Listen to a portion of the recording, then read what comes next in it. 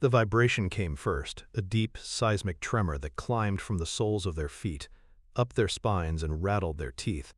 It was a brutal, physical thing that tore through the beautiful, hypnotic music like a fist through a spiderweb. Then came the light, a single, brilliant eye opening in the darkness at the far end of the track.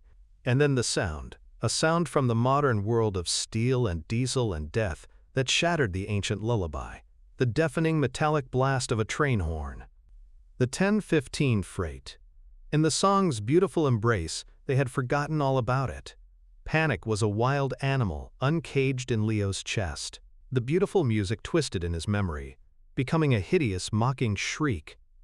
Sanity returned in a nauseating, adrenaline-fueled flood. They were in the exact middle of a quarter-mile-long trestle with an angry god of steel bearing down on them. "Run!" The word was torn from Leo's throat, a raw, ragged sound. Beside him, Sarah screamed, a pure, ragged sound of terror. Rick was already scrambling, his bravado gone, replaced by the clumsy, desperate speed of raw survival. But Mikey wasn't running. He stood perfectly still, facing the oncoming train. The light washed over him, turning him into a stark silhouette, his face alight with an ecstatic, terrifying bliss. The lure still had him. The lullaby was still singing in his blood. This was the trap. This was the real horror of Blackwood Trestle.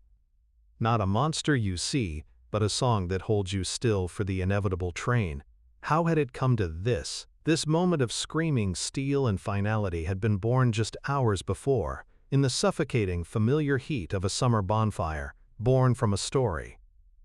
A ghost story. The heat of that July in '76 was a physical presence, a thick, wet blanket that smothered Blackwood Creek and pressed the life from the air. Even after sundown it clung to the hollows, a biblical plague of humidity that smelled of hot dust, wilting honeysuckle, and the subtle, cloying sweetness of decay. Around the crackling bonfire the heat was a different beast, a dry, sharp thing that made sweat spring to your skin and turned the world outside its flickering circle into an impenetrable wall of darkness. Leo felt it coiling in his gut, the same suffocating pressure he felt every day in this town. It was a pressure he was sure his new Bell & Howell Super 8 could cut right through. The camera sat on the cooler beside him, its hard, clean lines a stark contrast to the organic chaos of the woods. It was a totem of a future somewhere else, a future not paved with quarry dust or the slow, grinding poverty of his ancestors. A future that didn't end with a weathered Lockwood headstone in the overgrown churchyard. Mikey was in his element, his face slick with sweat and zeal, his eyes reflecting the fire's dance like captured constellations. He was the keeper of the town's dark catechism, the stories that clung to the place like kudzu, weaving through generations until fact and fiction were hopelessly entangled. "It ain't just a monster," he said, his voice dropping to a conspiratorial hush that made the others lean in, the sound of the flames and the deafening thrum of cicadas seeming to recede. "That ain't the point of it. Folks who say they seen a big, hairy Goatman, they're missing it. They're telling the story you tell your kids to keep 'em from the tracks. A boogeyman. The real story. The real story is for us." Rick snorted, the sound wet and dismissive, as he took a long pull from his bottle of Pabst. His Chevy Nova, a beast of faded blue metal and barely contained power, was parked just beyond the light, ticking and groaning as its engine cooled. Here we go. Spooky story time with Mikey. He saw the world in simple terms, things you could punch, things you could drive, and things you could drink. Anything else was a waste of oxygen. "Shut up, Rick," Sarah said, her voice sharp but thin. She sat close to Leo, close enough that he could feel the nervous energy radiating from her like heat off asphalt. She was the only one who seemed to feel the oppressive weight of the night, beyond the simple humidity, her gaze constantly drifting to the wall of blackness that encircled them. She hugged her knees to her chest. "What real story?" Mikey leaned forward, the firelight carving deep, mobile shadows under his cheekbones, making him look ancient and ephemeral all at once. "The story about the sound," he whispered. "It happens at dusk, out on the old L&N trestle over the gorge. They say it starts low, like a hum in the iron itself, a vibration you feel in your bones before you hear it with your ears." He paused, a master of pacing, letting the silence and the chirr of the insects stretch into a tense wire. "It ain't a scary sound, that's the trap. My grandpappy, he heard it once, from a distance, said it was beautiful. Like a choir of something that ain't human, singing a song you feel like you've always known. It pulls you out onto the center of the bridge, and it holds you there. Just holds you. Makes your feet feel like they've grown roots right into the ties, and you just stand and listen, and you forget everything else. You forget who you are, where you are." He looked from face to face, his eyes wide and sincere. "You forget all about the 1015 freight." A log popped in the fire, a miniature explosion that sent a shower of embers spiraling up into the dark like angry fireflies. Leo felt a cold thrill crawl up his spine, a jolt of pure creative electricity. This was it. This was the subject. Not some blurry creature in the woods, but something elemental, atmospheric, an event, something you could capture. "And people have died?" Sarah asked, her voice barely audible over the crackle of the fire. "Dozens over the years," Mikey affirmed, nodding solemnly. "My grandpappy told me about the Collier boys back in the Fan Forest. Found 'em strewn half a mile down the track. Sheriff said they were drunk, fell asleep on the ties. But Pappy said the folks who found 'em heard it. Faintly, on the wind. That music. He said it was still hanging in the air, like smoke." Mikey's gaze shifted, landing directly on Leo, with a strange, almost fearful intensity. "Pappy said your people knew about it, Leo. The Lockwoods. Said they were some of the first to settle this creek, way back. Said they knew what lived in that gorge before the first tie was ever laid for that bridge. He said a Lockwood is more susceptible to the song than anyone, that it calls to your blood." Leo felt a prickle of annoyance, sharp and defensive. The Lockwood name was an anchor, another piece of this town he wanted to shed. His family had been here forever, their gravestones dotting the old churchyard, their legacy a slow fade from land-owning pioneers to quarry workers and subsistence farmers. His older brother David had escaped its gravity briefly with a football scholarship, becoming a local hero before inevitably returning with a busted knee to a job at the auto body shop. The town loved him for it. To Leo, it was the ultimate failure. "My dad never told me any stories like that." "Maybe he didn't want to," Mikey said softly. "Maybe some things you don't talk about, you just try to forget." That was the spark, the challenge, the suggestion that there was something in his own history he was too ignorant or too scared to face. Leo grabbed his camera, the cool, solid metal, a comfort in his hand. "We're going to film it." Sarah's head whipped around, her eyes wide with disbelief. "Leo, no? Are you insane? Did you not just hear him? It's a death trap." "It's a legend, Sarah," Leo countered, his voice ringing with a conviction he was desperately trying to sell himself. "It's the story that will get me out of here. My brother gets his name in the paper for throwing a ball. This is real. Imagine it, capturing that sound, the atmosphere, maybe even seeing what makes it. The Blackwood Trestle anomaly. It's not just a local film festival, Sarah. This is the kind of thing that gets you noticed." "I'm in," Rick said, crushing his beer can with a satisfying crunch. The prospect of genuine danger lit a fire in his eyes. Beats, sitting around here listening to Mikey spook himself. The quarry awaited him after graduation, a dusty, grinding future he'd do anything to ignore for one more night. All eyes fell on Sarah. She looked at Leo, at the desperate ambition burning in his face, the fierce need to prove he was more than just another Lockwood boy destined for mediocrity. She saw the recklessness, but she also saw the dream, and in a town starved of dreams it was intoxicating. Her resolve crumbled with a slow, reluctant nod. Mikey was already on his feet, practically vibrating with a mixture of profound terror and ecstatic vindication. "We'll need your cassette recorder, Leo. The good one. And flashlights. With fresh batteries. It gets dark out there," he added, his voice dropping. "A different kind of dark. A hungry dark." The drive out in the Nova was a descent into an older, quieter world. The paved road gave way to gravel, then to a rutted dirt track, flanked by looming walls of oak and pine. They passed derelict farmhouses, their roofs caved in like hollow chests, their windowless eyes staring out at nothing. The radio, which had been playing Thin Lizzy, faded to a crackling hiss of static, leaving only the rumble of the engine and the sound of gravel pinging against the undercarriage like frantic, tiny fists.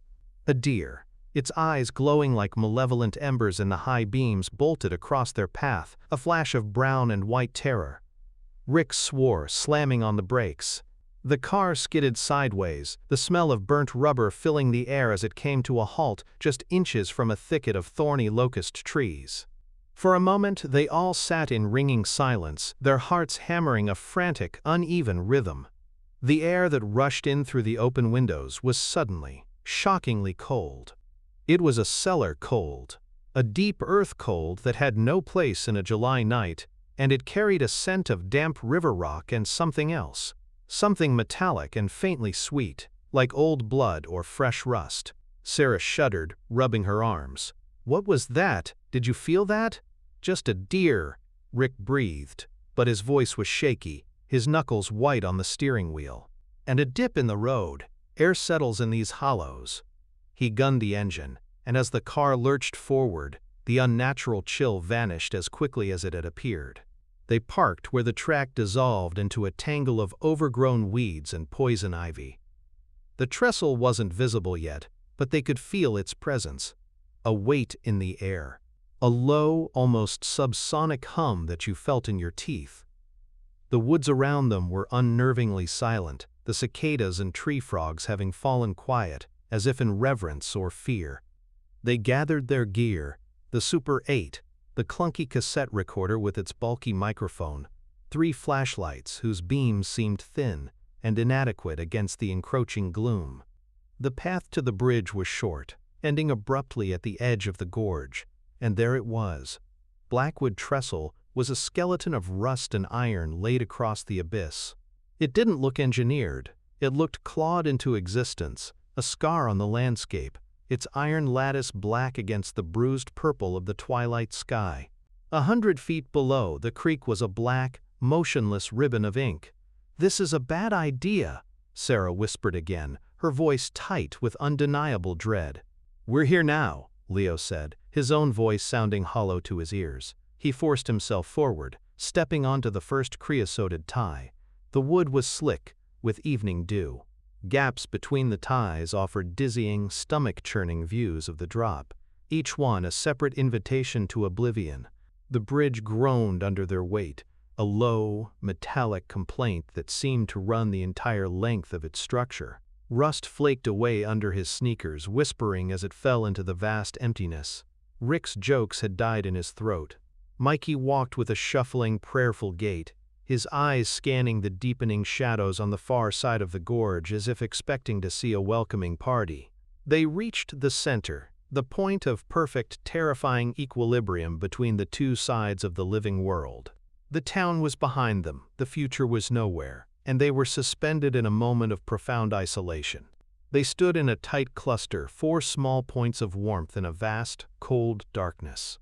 The silence was absolute now. The wind was gone. The world seemed to be holding its breath. "Well," Rick said, his voice a dry rasp that cracked in the stillness. "Where's the ghost choir?" And then, it began. It wasn't a sound. Not at first.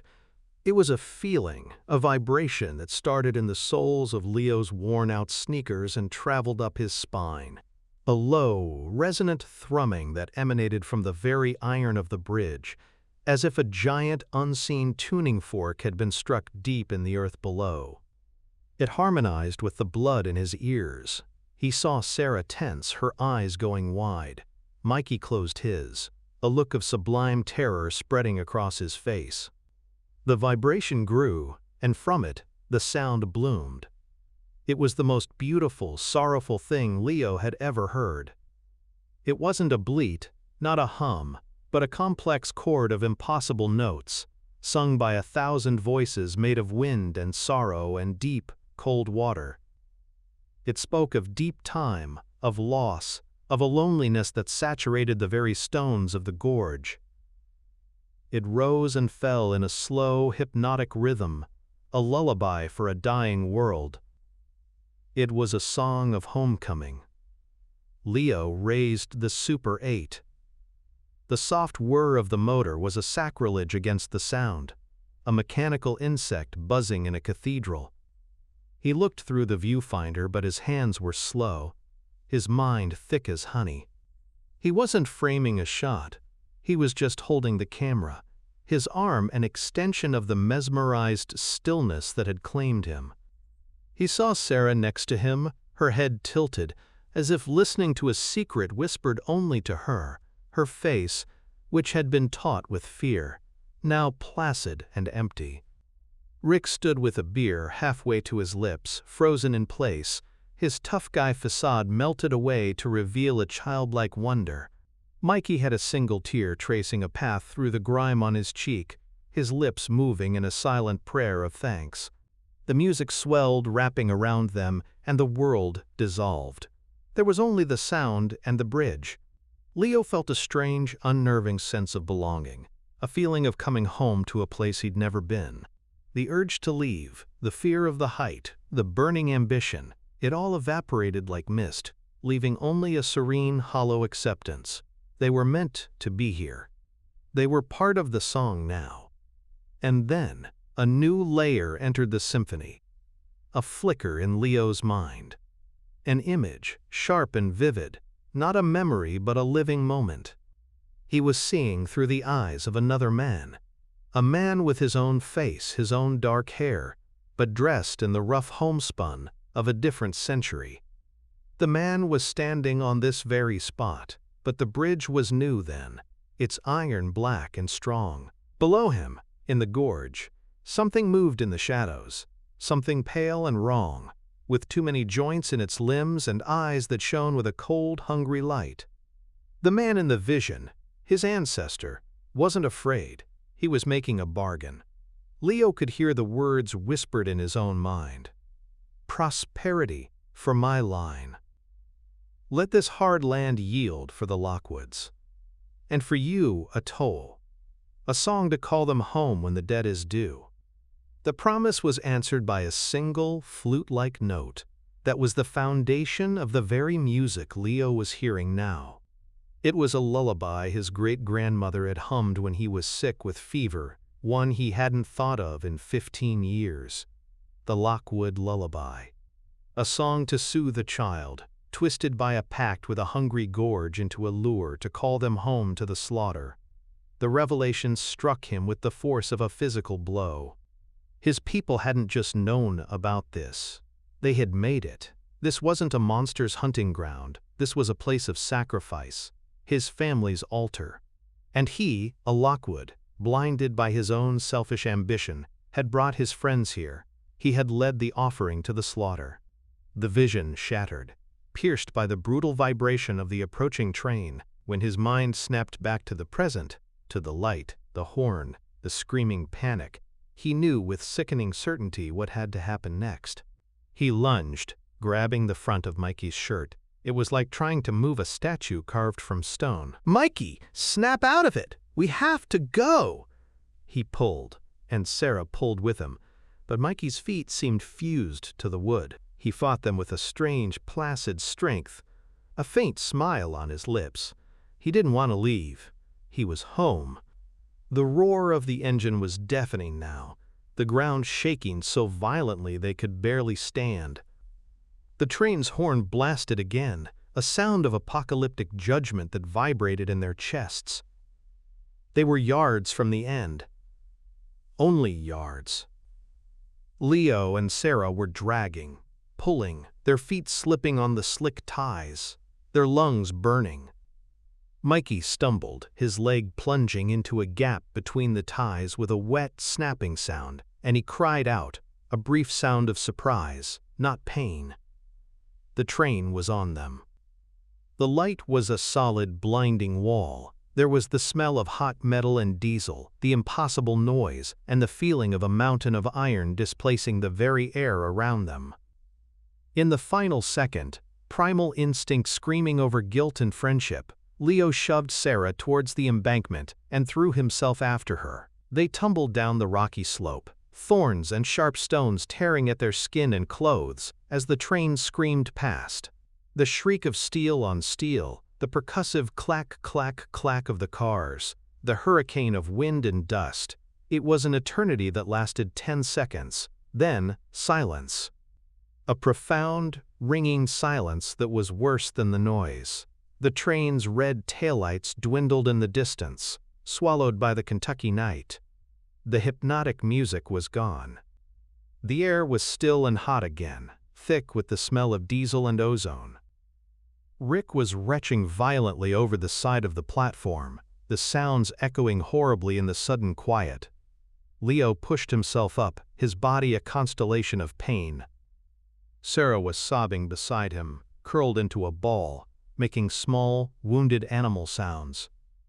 He looked at the tracks, stark and empty in the moonlight. The camera was gone. And Mikey was gone. There was nothing left of him at all. The drive back was a silent, waking nightmare. No one spoke. Rick drove with a terrifying, vacant precision. The static from the radio seemed to whisper Mikey's name. When they reached the edge of town, Rick didn't slow down. He just dropped Leo and Sarah on the roadside and kept driving, heading west. They never saw him again. The official story was the one Mikey's grandpappy had heard about the Collier boys. A tragic accident. Teenagers probably drinking, playing chicken with the 1015 freight. Leo and Sarah's frantic, disjointed story about a sound, a song that held them there, was put down to shock and grief by the bored-looking sheriff. They had no camera, no recording, no proof. They had nothing but the shared, soul-scarring memory that festered between them like a wound. Leo never won any film festivals. He never left Blackwood Creek. The ambition had been scoured from him, replaced by the hollow, crushing weight of a secret he could never share.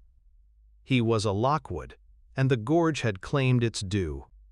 He took the job at the auto body shop alongside his brother, the metallic smell of paint and gasoline, a constant, dull penance.